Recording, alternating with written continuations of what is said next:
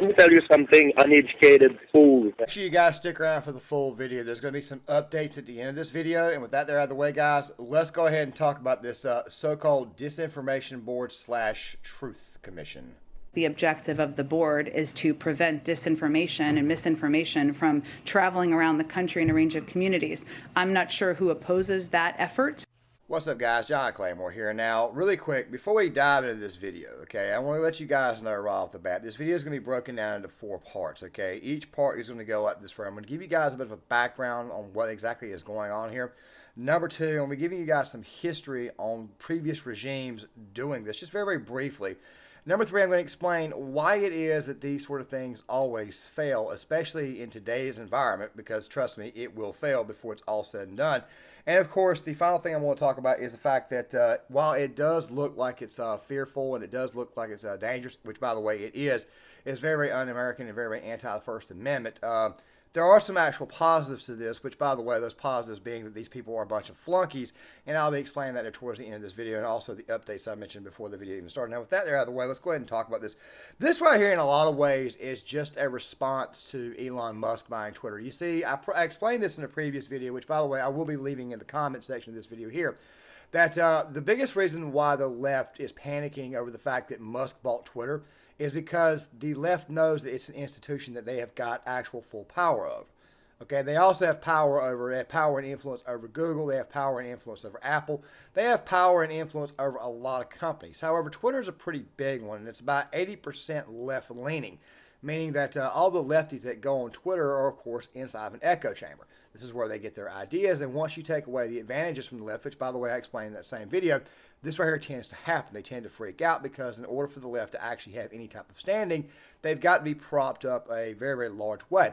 Now, the establishment has been getting worse and worse and worse over the years, and we're going to be bringing this up here shortly because it's also about control as well, as you're going to see right here. Homeland Security, the second largest agency behind the Department of Defense. Biden has placed Nina Jankowicz to run this division, who has tweeted misinformation in the past several years, including these tweets that President Trump colluded with Russia and that Hunter Biden's laptop was disinformation.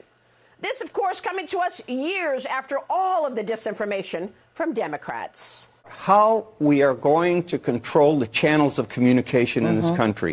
In 1927, we had the Radio Act. 1934, the Communications Act. Congress stepped in. We made rules. FCC wasn't great, but it's still regulating the broadcast industry. You can't use vulgar language. You can't do all these things with speech. We gave over our what amounts to our airwaves or our internet waves to Mark Zuckerberg and Elon Musk. And we are in so much trouble because those guys believe in making money. We've already seen that with the 2016 election and Zuckerberg when he was taking rubles for ads from Russia and saying, oh, I think it's crazy to think they had any influence on this election. Musk is the same. Musk doesn't want it. You know, he's upset with the SEC, how dare they question him? You know what I'm saying? This is dangerous. We can't think anymore in this country. We don't have people, no, I'm serious, we don't have people in Congress who can make regulations that can make it work. I think we can look to the Western countries in Europe for how they are trying to limit it. But you need controls on this. You need regulation. You cannot let these guys control discourse in this country or we are headed to hell. We are there. Trump opened the gates of hell and now they're chasing us. You guys, I don't know if you guys remember this, but the other day, Mika Brzezinski got caught saying that it's our job to control what these people, the information, it's our idea to kind of control these people's minds. Which, by the way, this right here is what this is. It's almost like thought policing, and you're probably thinking to yourself 1984. But guys, remember something, and like I said, we'll be bringing this up again later on in the video, that these people, for the most part, are a bunch of flunkies. It's one of the biggest reasons why it will not succeed. Now, here's the thing. We all know what this is now, okay? This right here, by the way, can also be overcome, and this is what we're going to explain the reason why. Okay, now, the history of stuff like this where it goes all the way back to post-World War I. Now, guys, when World War I ended, you saw the rise of 3 very, very big ideologies, which, by the way, all 3 extend from one ideology, which, by the way, is Marxism, which, of course, was created by Karl Marx and Friedrich Engels, which, by the way, was also an extension of the Enlightenment movement out of France, which, by the way, was the Jacobins. Not the Enlightenment movement here. I'm talking about the Enlightenment movement of the French Revolution. This is kind of sort of where these people got their ideas from. Don't let them fool you. This is exactly where they got them from. The thing is this right here. We saw fascism. We saw Nazism, which, by the way, is National Socialism. And, of course, we saw communism. The communists, in my opinion, they were implementing all this stuff right here. And historical record shows you that they were implementing stuff like this as far back as the late 1920s, right after Vladimir Lenin died. You see, when Lenin died, Lenin wanted Trotsky to take over and not Stalin. Of course, the whole conspiracy, the whole thing about Trotsky being deported, and of course, Stalin going into power.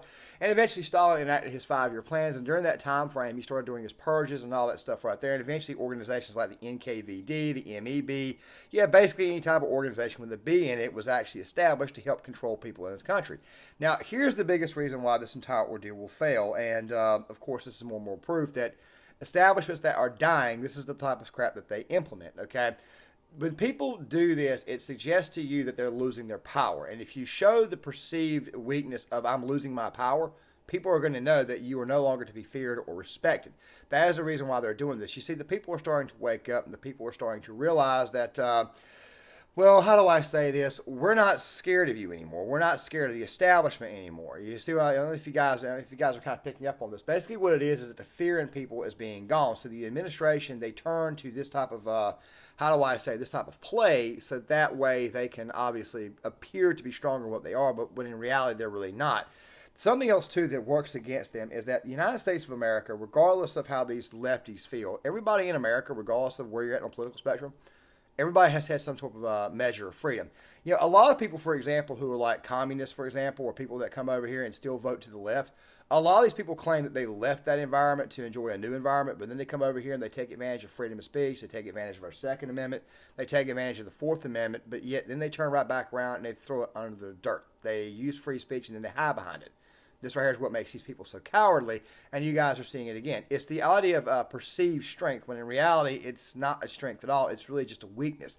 The mere fact that you're providing a false bravado that you are in charge, when in fact nobody is taking you seriously or nobody is scared of you, tells you right away that these people are much, much weaker and less respected than you may think. Also, other nations are looking at this, and they're also saying the same thing. I mean, you can't protect your own home, so what the hell makes you think you're going to be able to go up against me and be successful? Think about the Ukrainian war, for example. Vladimir Putin is thinking to himself, well, Joe Biden is extremely weak. He can't even keep his own people in line, so I'm going to go ahead and invade this country with absolutely no consequence or anything. By the way, $33 more billion was sent to Zelensky, and by the way, I'm going to make a separate video on that right there.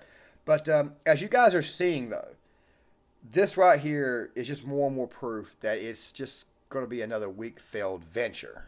Another thing you have to understand is that this right here is from the Department of Homeland Security, okay? This is being done by the DHS.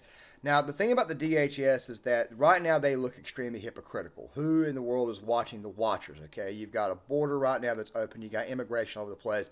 And you've got a guy in Mayorkas who constantly lies. This is also being done through through executive order and not through legislation. Let me take you guys back really quick. Do you guys remember when Barack Obama, and by the way, I'm not going to get too much into details, just give you a very, very brief explanation. You guys remember when Barack Obama had the whole DACA ordeal?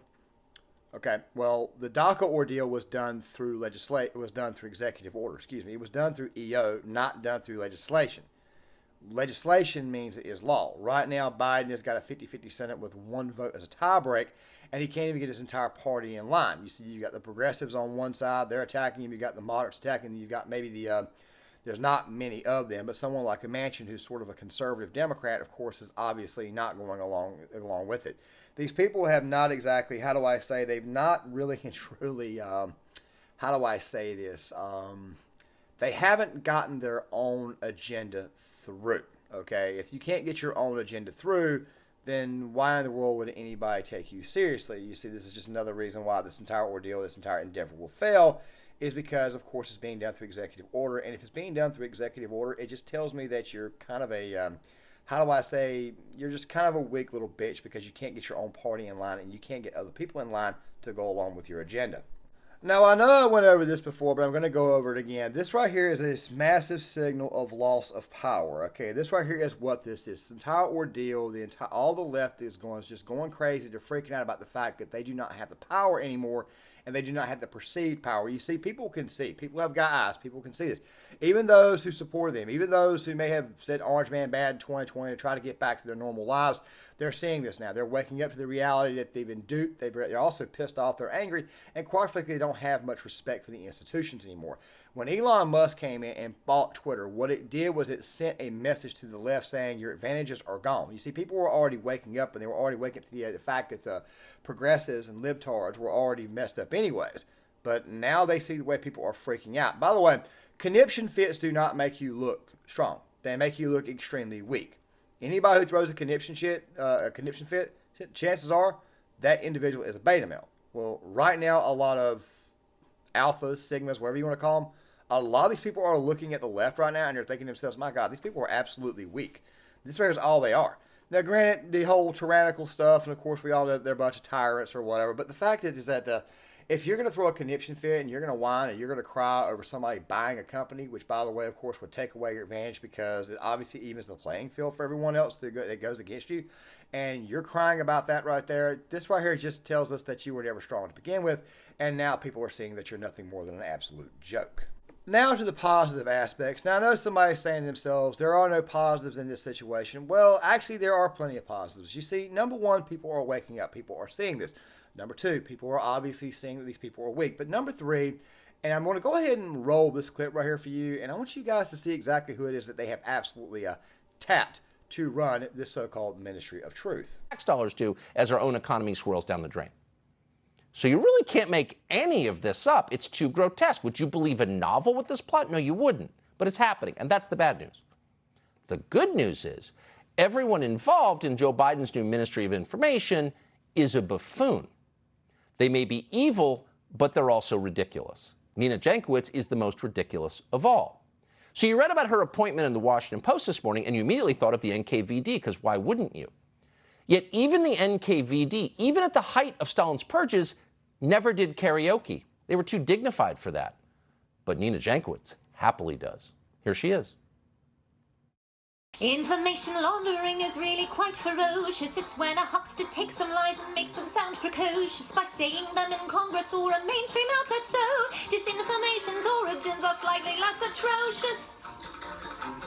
It's how you hide a little lie. It's how you hide a little lie. It's how you hide a little lie. When Rudy Giuliani shared bad intel from Ukraine, or when TikTok influencers say COVID can cause pain. I am not going to, under any circumstances, subject you guys to this Karen singing, okay? You guys can go back and look at Nina Blankowitz's tweets. You can go back and look at all of her previous statements. You will see that, once again, she is another flunky being trotted out by the Biden administration. Go back to what I said about people seeing that you're weak and seeing that you're incompetent. Go back to that right there. You see, the reason why I bring this up is because anytime the left brings up something like, say, well, we want to implement gun control, we want to do it through the ATF. Okay, really, but yet the ATF, about 3 months ago, when they went after force reset triggers, they actually pissed off another branch of the government, the FBI, because they actually went after theirs. This where it kind of shows you guys that these people are incompetent. They actually fuck up, if you guys are kind of picking up what I'm saying. And this area is what's to be expected. Pete Buttigieg, for example, they want him to run for president in 2024, but yet he can't actually keep the Department of Transportation in line. You guys, I mean, if you guys are kind of picking up on this, basically what I'm saying is that these people are a bunch of flunkies. They're weak, and more than likely they're just going to fuck up the fuck up. And while trying to be tyrannical, they're just going to end up coming off looking as bumbling, stupid, and weak, much more incompetent than they already are. And with that right there being said, let's go ahead and get to a couple of channel updates. Guys, I took a few days off because I had some personal stuff to take care of. But I want to give you guys some updates here because over that 3 or 4 day period, I noticed something. I checked out a couple of other YouTubers. One YouTuber in particular that I watch, MMA, Mexican martial arts. If you guys are into MMA, if you guys want to actually laugh and you guys want to get good insights on that stuff, I highly advise you guys go check out that channel. Jesse is a very, very good YouTuber. He makes some very, very good content. It's hilarious content. And he's usually spot on with his MMA analysis if you guys are into that. He got a strike levied to him from a video back in 2018. It's got me a little bit concerned. You see, I got a strike about 2.5 weeks ago. And I said that I would not let it deter me from what I was going to be doing. If anything, I might just make adjustments because I've always been very, very adaptable. Well, this where it could be that case where I may be getting more and more adaptable, or I may have to be adaptable. You see, They levied a strike on him from 2018. I'm kind of wondering right now, when are they going to lay a second strike on me? So guys, the reason why I'm bringing this up is I want you guys to be aware that at any point in time, this YouTube channel could be taken off the air. Now, I'm not going to quit or anything. However, what I am going to be doing is I may be making other channels on top of this channel right here to kind of do other ventures to go along with this one right here. The reason why I'm thinking about doing that, so that way I can stay on YouTube and continue to give you guys actual honest-to-God content. Now, one more thing, too. I know I've leaned very heavily into the culture war here. There are other things that I've talked about doing, I've discussed doing. For example, theories, conspiracy theories, for example. Is this true? Is it possible? Et cetera, et cetera, et cetera. For example, I don't believe Oswald killed Kennedy. I'll give you another example. I don't think Kurt Cobain killed himself. Stuff like that right there. Looking at serial killers. Looking at people like that right there. I've considered doing that and actually expanding the channel, doing some movie analysis. And I've talked about this in the past, but I've never actually fully implemented it. Well, a lot of the reasons why I've not implemented it is because I have not had the time. Well, I believe I'm beginning to become more productive in life. And due to the fact that this guy got a strike on his channel over something in 2008, and by the way, he's not the only YouTuber who's been getting strikes for old videos. Part of the reason why I'm considering doing this and branching out and kind of, creating a much, much larger network is because this channel right here, this content here in particular, is probably going to get struck here in the next year or so. So yes, while this whole censorship crap does suck, I do think there's going to be some positive outcomes later on. Of course, let me be saying the entire video, these people right here, are quite frankly, they're a bunch of fuck-ups, and of course they will fuck up the actual fuck-up if you guys are if you guys know what I'm saying. Guys, John Claymore here. If you like the content, hit the like button, subscribe, share the video, sign off in the comment section. I'd love to get you guys' thoughts, and I'll see you guys later. Oh, thank God. Sorry about that. Just be a second. That's a clean burning hell, I tell you what.